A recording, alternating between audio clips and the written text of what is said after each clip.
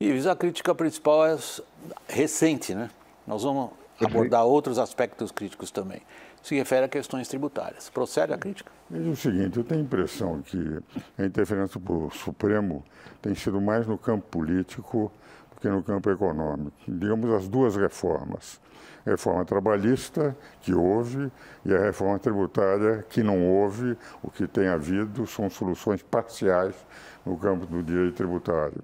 Na reforma trabalhista, é interessante, o TST reagiu muito mais contra a reforma trabalhista do que o Supremo.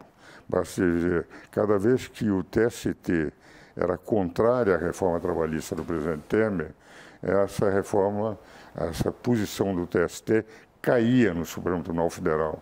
Embora realmente não aceitavam tudo, mas a grande maioria das disposições novas de direito tributário, o Supremo avalizou contra a opinião de uma parte do Tribunal Superior do Trabalho. Então, eu tenho a impressão que tem agido até adequadamente. No campo tributário, isso que disse o professor Oscar Vilhena, meu querido amigo Oscar Vilhena, é correto.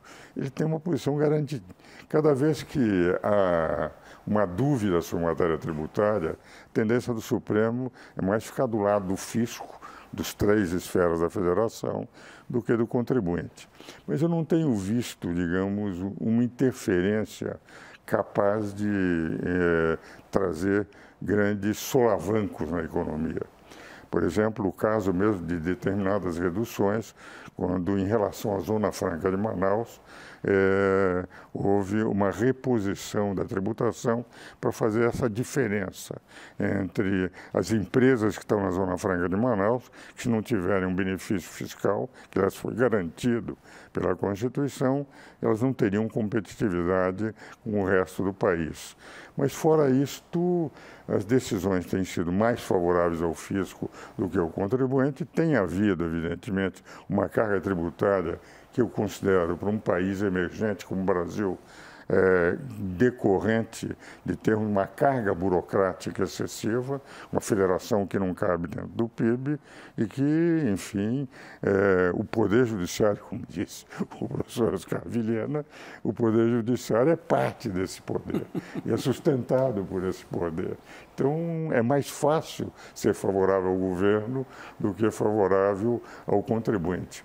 Mas não entendo que politicamente as decisões sejam decisões de atravancarem demasiadamente a economia, porque isso decorreria da necessidade dos poderes trabalharem para dar maiores condições, os poderes legítimos, isto é, não que seja ilegítimo o Supremo, mas aqueles poderes representativos do povo, que são o Executivo e o Legislativo, encontrarem caminhos. Mas, para isso, a carga tributária excessiva do Brasil decorre de uma carga burocrática excessiva. Enquanto nós não reduzirmos a burocrática, é difícil reduzir a carga tributária.